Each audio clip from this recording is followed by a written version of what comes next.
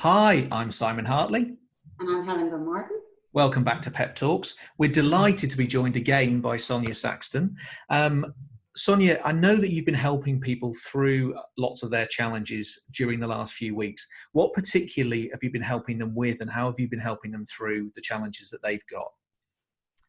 I've been helping them get focus again around what am I here for? What does the future look like? Because what happens is people get used to having a particular role. You know, this is what I do, this is where I go, and suddenly I'm not doing that. I'm actually at home, and maybe I'm driving my other half crazy. And Sonia, I don't know who I am anymore, about where I fit, what my goals are, because it was clearly defined at work. Somebody said they wanted this and I got on and I did it. And the key here is for you to have a new plan, if you like, a new identity temporarily. So if you've been furloughed particularly, you know, what's your plan for the week? Having something to have achieved each day. It might be about you, maybe, I don't know, developing a new interest in your garden. It might be sorting out some cupboards that need sorting. And it's about, to keep yourself focused and upbeat, is to play the ED game. So what's that? Well, that's saying to yourself, okay, what will it have achieved? What will it have delivered? What will it have produced? If I set up this task at home, what will that have delivered for me? Adding ED to the end of all your words will take your mind from having visualized it, which is the back of the brain here, to the prefrontal cortex. And that's where you start to plan and organize yourself. Now, by taking yourself to having achieved something, that will release dopamine, which is the feel-good factor. And it actually gives you a sense of purpose then. What is that day about? I've also had quite a number of calls now from people who are having challenges in their relationship because they're cooped up with each other. And this is a time for playing the baton exercise, where you hold a spoon or something and you say, right, you've got 10 minutes to say, what are some of the things that, you know, you would like to see happening differently here? And you know, and what are you prepared to do in exchange for that to happen? And of course there's some ground rules. You stay positive, respectful. You're not allowed to be interrupted. So you've got your 10 minutes. Get a timer, use the cooker timer, use anything to give you 10 minutes, and then you hand it over to your partner or another member of the family and say, right, it's your 10 minutes now. What are those things you'd like, and what are you prepared to do in order to support the rest of us? And then you do another round, and everybody's had a go. You do another round about, okay, this is what I'm prepared to do to help you. And do 2 rounds of that, 10 minutes each. You know, how are we going to make this happen? And then go to your own space to have a think about it. Whatever you do, remember, it's not about then putting down the spoon. I don't like what you say. No. It's about sticking to the ground rules and saying, no, I will do my little bit, and go for a walk, have a bit of time out, so that you can decide what that means for you. Sometimes, even though people live together, they don't always express what's going on. You need to have time to be able to say what's going on, however, stating it positively and respectfully. And then you can agree a way forward together. The other thing I've had is about, I don't know if my business is going to be here. You know, it's all going pear-shaped. I don't know where we're going to be. I'll say, right, okay. The front of the brain is a bit like a stage. The prefrontal cortex, it can only manage so many actors on stage. So get your imagination going about, well, if I haven't got this business, and for whatever reason, regardless of what's going on right now, it's not happening anymore. What will I do instead? What will that look, sound like? And then just keeping that focus in mind, playing the ED game, what are some of the things I'll have done to have achieved that, delivered that? produce that and get your imagination going. It's the most powerful part of the brain. And the occipital lobe at the back will pick up all those visualizations. It'll have a visit to the hippocampus to say what are the memories of how other people have achieved things. Start making it happen in your mind. And then as a final point, instead of holding it here on the stage, because it uses a lot of energy, a lot of glucose thinking here, is to put it up on something, ideally above chin height, because that'll take you into a positive state of mind and problem solving mode. Just get a piece of old wallpaper, something, put it on the wall. And, you know, as long as it's attached a bit of sellotape to something that can be removed again, like the door, and great, put it up there and start to do a little bit of a storyboard on what that'll look like. Because better out than in, if you can put it on paper and you can see it, it's also a great way of then sharing it with somebody. So if you're going on to Teams or Zooms or whatever you're using, say, oh, look at this. What do you think about this?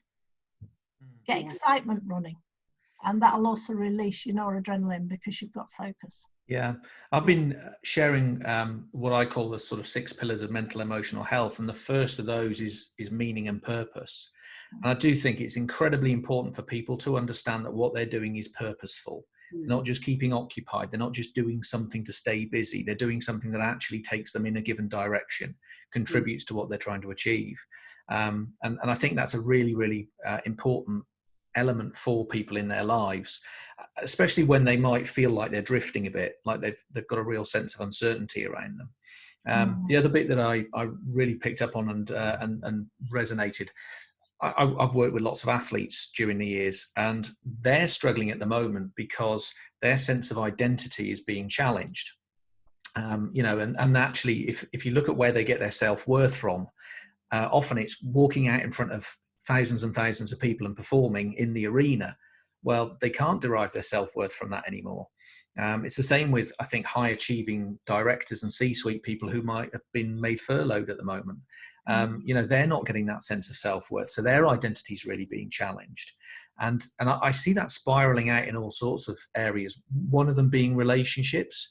Because I think when our identity and our sense of self-worth is challenged like that, our ego tends to jump up and down and become a bit overactive. And that's where we feel the need to win. And that drives people's arguments in relationships so that they need to win the argument. And so actually, if you see how all of this starts to spiral out, you can see how it could become really destructive if we haven't got a very, very good handle on it. So I think that they're incredibly important elements from what I've seen as well. Yeah, and I think one of the paradoxes of life is that our big decisions are often less calculated than our small ones are. So in this new world where nothing is certain, it's easier to concentrate on those little small decisions and not look at the big ones, you know, and then when you start kind of pulling everything apart. And so I really like what you say, you know, Sonia, that we should take time and identify those and park them so that we leave our brain free for the creative thinking, or we're all going to come out of this exhausted, you know. And just for going back to the business owners, as you know, Simon said there, people are experiencing work life in a different way now. So how do you, fear is not going to help drive anything. So how do you change that emotion? How do you put that into something positive? Well, first of all, you know, whenever you're scared, that will destroy your achievements, because fear will stop you from being able to use the thinking part of the brain. You know, all that adrenaline running, remember, adrenaline was set up for you running like hell. That's not going to actually get you to where you want to be. So the first thing you need to do is turn it into an opportunity and say, okay, what will this have enabled me to do differently? This is being presented for a reason. You know, maybe I'll end up doing something far better than I did before because it's forcing me to think differently. And that's a good thing, because actually good will always come out of something that's a real stretch, as long as it's not dangerous, as long as, you know, you're not going to expose yourself to viruses and all sorts of things. Fear can be turned into something really useful. Here's the thing. It's only useful if you talk about it. You've got to talk about it with somebody who is positive, not somebody who's going to say, oh, I know, it's all downhill from here, you know. No, talk with somebody who is more upbeat. Because when you talk about opportunities and you link it to your identity, how you're going to see yourself differently, that's moving into being more outcome focused, thinking about where you're going rather than where you've come from. Having something to look forward to is really, really important. And your imagination plays a major part in having that thing to look forward to. What will that look like, sound like? And there's something called coding in the brain that determines whether that's going to be okay or not. And the way in which you can set your mind up for being much more positive, much more upbeat, is to recall a memory from your hippocampus, recall a memory that was really positive for you, where you achieved something amazing. Notice 3 things. Number 1, what was that picture like? Was it bright? Was it colourful? So make this new thing, bright, colourful. What sort of things were you hearing? Was it positive, upbeat discussion? Make yourself positive, upbeat. And the third one, which is often missed, what was the sensation of having achieved? It might be butterflies for you. It might be that your breathing increases pace. There'll be something that makes it positive. And be wary of the negative coding. That's where, if you find you remember something that hasn't worked and that's dark and dingy, you know how to avoid that. If there were negative critical chatter in that, you don't want that. If you felt your chest a bit, you want to avoid that. So know what you want to move towards and know what you want to stay away from. And you'll be on the right journey. The brain's coding is a very, very powerful thing. And it will take you to where you want to be. Interestingly, there was a piece of research done in the States by a guy called Jeff Sandifer, talking about the power of perception. He asked a group of self-made entrepreneurs which was most important in success. Was it skill, luck, or character? And they sort of concluded that it's all 3 and therefore it's character. Because character allows you to develop the skills, because normally if you want to develop skills, that needs persistence and dedication and determination and tenacity and all those sorts of things, and they're all characteristics. But interestingly, they also said luck depends on character, because they said those with character make the most of both the quote unquote good luck and the bad luck. And they started to understand that luck is a label that we apply. Whether we see it as good luck or bad luck is simply just a label. It's actually stuff. But then what we go and do with it and how we respond to it's critical. Because if we see it as, if some people see it as bad luck and therefore it's bad and we wish it had gone away and we wish it would never here in the first place, we are not going to get a positive outcome from that. But if we see it as a potential opportunity and start looking for the opportunities locked up within it, we're likely to A, identify them, and then B, make the most of them. And they said that's one of those really important characteristics that you get in truly successful entrepreneurs. So I think you're right. Perception and response to those things that we encounter is absolutely critical. It makes a massive difference, doesn't it? And what will actually make it come alive is talking to people about it. Be careful who you talk to. Needs to be somebody positive, needs to be somebody who is supportive. You need to express. Some people say, oh, just do it on my own. Well, it's not as powerful, because if you're talking about it, your brain has to put it in a sequence. It has to put it in order, has to make sense of it. The worst thing you can do is just to leave your dream going round and round in your head. Because what happens is the little gremlins, the little fear gremlins can creep in, because you haven't expressed those to get rid of them. To say, well, actually, this is what we can do about that. So whatever happens, keep talking. All right, it might be on Zoom or Teams or something else, but you need to talk about it. Never leave it, because one of the things I'm getting a lot of now from clients is they're internalizing. So in other words, they're going inside, and there's a lot of internal chatter. Unfortunately, a lot of people are going into what are like cupboard offices because they're not used to doing that. I had a very challenging situation with somebody who's talking about being permanently in the loft, and he lost his sense of identity because all he could see was this small space, and it was sending him loopy. You need to get out. You need to talk to your family. You need to talk to those that are positive so that you can keep focus, keep those electrolytes going, that protect your immune system, make sure that you're eating healthily, lots of balance, lots of veggies, all the usual things, and lots of fluid, and that will get you where you need to be. Yeah, I think we all feel and express emotions in different ways, and anxiety is probably the worst one because it's something that people don't speak about, that happens in the quietness of their day, and this is one of the things why, Sonia, we've asked you back to, and if there is anybody out there who's suffering in any way with any of these issues or that, get in touch and we'll get Sonia talking to you, or we'll find somebody. So I think at this time it is very important to mention that, actually, because that's what we're here for. Absolutely. And it can only, I find just talking for a few minutes can make a huge difference. Just someone that can talk you through what's going on and help you make sense of it and move yourself forward. Yeah.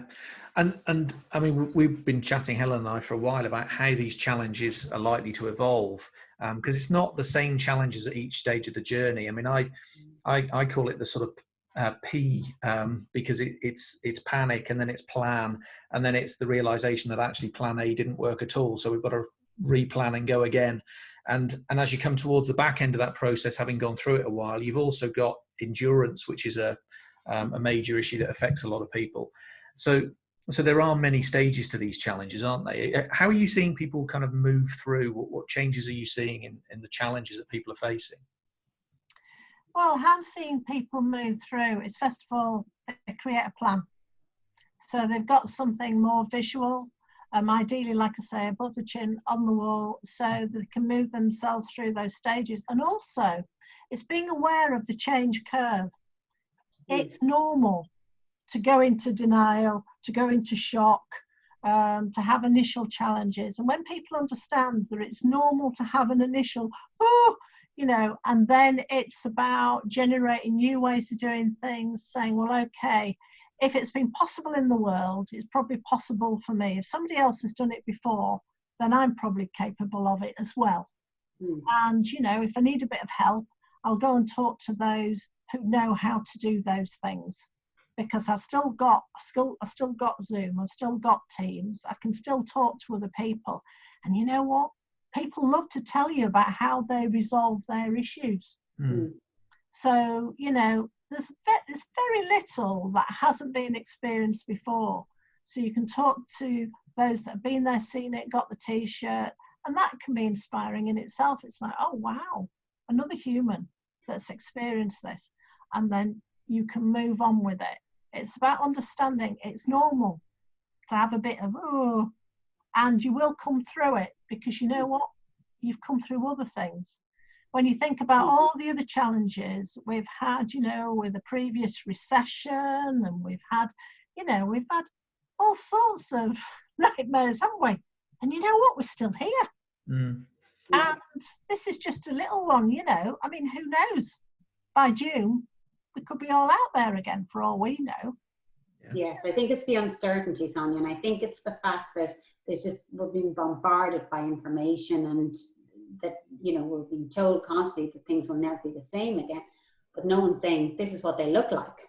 So I think it's that overthinking and that anxiousness that then comes into it, that how do you operate in that new world if you don't know what it is, and nobody knows, so that's the uncertainty that we're not used to living with. But actually, people are very good at adapting, and as long as you know that actually I will adapt, and I'll find a way through.